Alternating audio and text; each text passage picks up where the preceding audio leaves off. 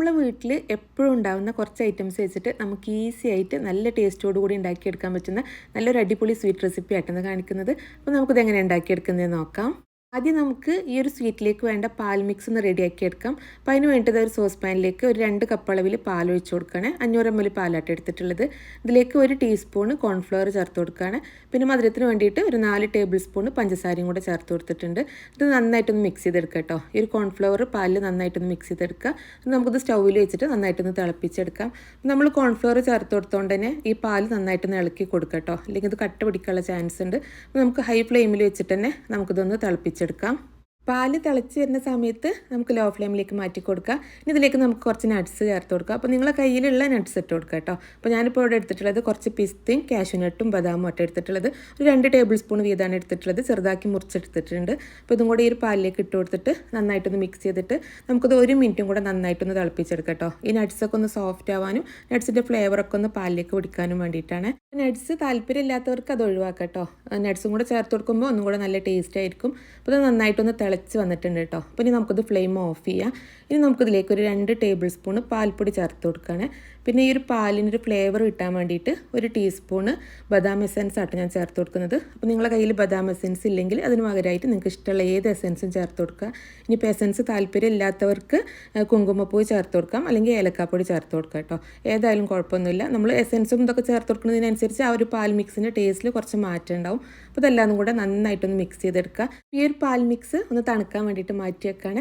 ഇനി നമുക്കിതിലേക്ക് കുറച്ച് ബ്രെഡ് വേണം. ഞാനിപ്പോൾ ഇവിടെ ഒരു 10 സ്ലൈസ് ബ്രെഡായിട്ട് എടുത്തിട്ടുള്ളത്. ഞാൻ എടുത്തിട്ടുള്ളത് മിൽക്ക് ബ്രെഡാണ്. മിൽക്ക് ബ്രെഡ് ആകുമ്പോൾ കുറച്ചും കൂടെ ടേസ്റ്റ് ആയിരിക്കും കേട്ടോ. അപ്പോൾ ഇനി ഏത് ബ്രെഡായാലും കുഴപ്പമൊന്നുമില്ല.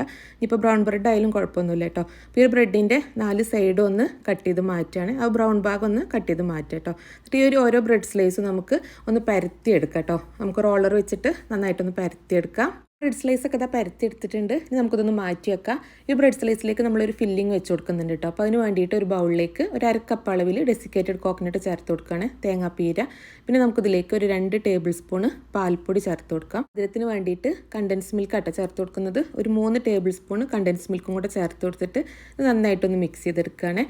അപ്പോൾ ഇതിൻ്റെ കൺസിസ്റ്റൻസി ഇതല്ല കേട്ടോ, നമുക്ക് ഒരു ബ്രെഡിൽ സ്പ്രെഡ് ചെയ്ത് കൊടുക്കാൻ വേണ്ടിയിട്ടാണ്. അപ്പോൾ ഞാൻ ഇതിലേക്ക് 2 ടേബിൾ സ്പൂണും കൂടെ പാൽ ഒഴിച്ചു കൊടുത്തിട്ട് നമുക്കൊരു ബ്രെഡിലേക്ക് സ്പ്രെഡ് ചെയ്യാൻ രീതിയിലുള്ള കൺസിസ്റ്റൻസിയിലേക്ക് മാറ്റിയെടുക്കണം. അപ്പോൾ ഈ ഒരു കൺസിസ്റ്റൻസിയിലാട്ടോ നമുക്ക് വേണ്ടത്.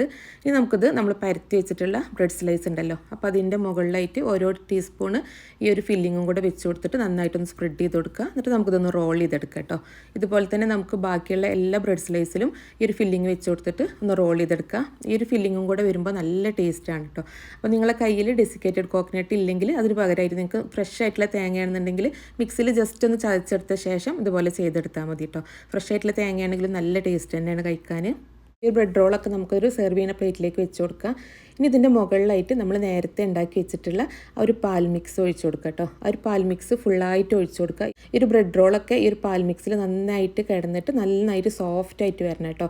ആ ഒരു ബദാം എസെൻസിൻ്റെ ടേസ്റ്റൊക്കെ നന്നായിട്ട് ഈ ബ്രെഡ് റോളിൽ പിടിക്കണം. നല്ല ടേസ്റ്റാണ് കേട്ടോ ഇത് കഴിക്കാൻ വേണ്ടിയിട്ട്. ഈ ഒരു ബ്രെഡ് റോള് നമുക്ക് തണുപ്പിച്ചിട്ടും തണുപ്പിക്കാതെയും കഴിക്കാം കേട്ടോ. പക്ഷേ ഏറ്റവും ടേസ്റ്റ് ഉള്ളത് നമ്മളിതിങ്ങനെ ഒഴിച്ചു കൊടുത്ത ശേഷം ഫ്രിഡ്ജിൽ വെച്ചിട്ട് 1 മണിക്കൂറെങ്കിലും നന്നായിട്ട് തണുപ്പിച്ചിട്ട് കഴിക്കുമ്പോഴാണ് കേട്ടോ. അപ്പോഴാണ് ആ ഒരു പാൽ മിക്സിൻ്റെ ടേസ്റ്റൊക്കെ നന്നായിട്ട് ബ്രെഡിൽ പിടിച്ചിട്ട് കഴിക്കാൻ നല്ല ടേസ്റ്റ് ഉള്ളത്. അപ്പോൾ തണുപ്പ് ഇഷ്ടമില്ലാത്തവർക്ക് ഇതുപോലെ തന്നെ കഴിക്കുകയും ചെയ്യാം കേട്ടോ.